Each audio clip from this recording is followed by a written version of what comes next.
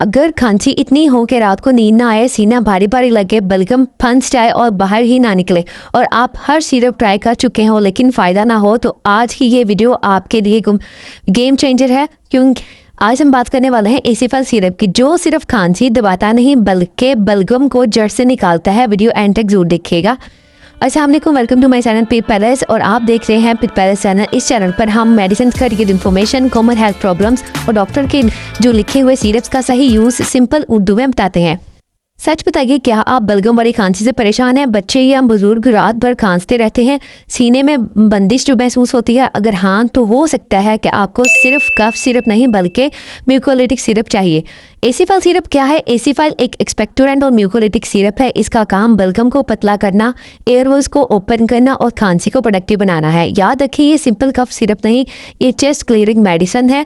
एसीफल syrup body में कैसे काम करता है? सोचिए, बलगम चिपकी हुई च्यूइंग गम जैसी है, तो सीने से निकल ही नहीं रही। एसीफल बलगम को पतला करता है, लंग से बाहर निकालने में मदद करता है, सांस लेना आसान बनाता है। इसलिए खांसी पहले बढ़ती है, फिर रिलीफ मिलता है।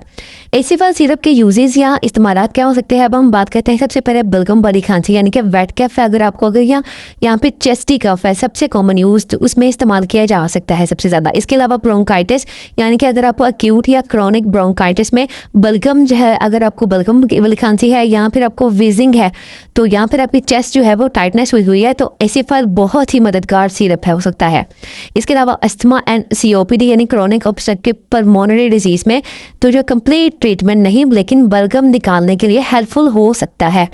इसके अलावा post flu and post Covid cough, flu या वायरल इन्फेक्शन के बाद अगर चिपचिपी खांसी है, अगर आपको यह सीना भारी भारी लग रहा है, तो इस स्टेज पर एसीफल काफ़ी फायदेमंद हो सकता है। अब हम बात करते हैं कि बच्चों के लिए एसीफल सिरप जो है वो क्या काम कर सकता है। बच्चों में भी दिया जाता है, लेकिन डोज जो है वो एज के हिसाब से होती है। 2 साल से कम बच्चों के लिए डॉक्टर से मशवरा जरूरी है। अब हम बात करते हैं कि एसीफल सिरप कैसे और कब लेना चाहिए। 2 से 3 दफ़ा रोजाना लेना चाहिए। खाने के बाद इस्तेमाल किया जा सकता है। इसके अलावा मेजरिंग स्पून के साथ इस्तेमाल करना चाहिए। पानी ज़्यादा पिए, बलगम जल्दी निकलती है। अब हम बात करते हैं कि रिजल्ट कब नजर आता है आपको। 2 से 3 दिन में बलगम जो है वो पतली होना शुरू हो जाती है। इसके अलावा 4 से 5 दिन में खांसी प्रोडक्टिव जो है वो ठीक होना शुरू हो जाएगी, और 1 वीक के अंदर चेस्ट बिल्कुल क्लियर हो जाएगी। बीच में बंद ना करें।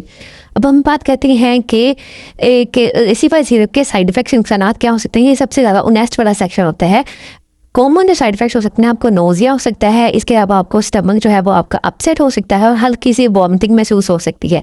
इसके अलावा जो आपको रेयर है, बहुत ही रेयर चांसेस होते हैं कि आपको साइड इफेक्ट्स हो सकते हैं। सबसे पहले आपको एलर्जी महसूस हो सकती है। इसके अलावा सीवियर वॉमिटिंग हो सकती है और डिजीनेस हो सकती है। और अगर ज़्यादा इश्यू हो तो सिरप बंद करके डॉक्टर से रब्ता करें।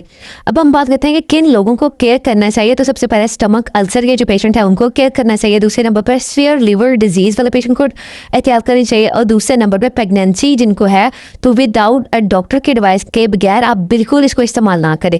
अब कुछ मिथ बनी हुई है माशरे में कि एसीफल सिरप के बारे में खांसी बढ़ाने का मतलब नुकसान, तो ये गलत बात है। तो इसके अलावा एसीफल ड्राई कफ के लिए है, गलत।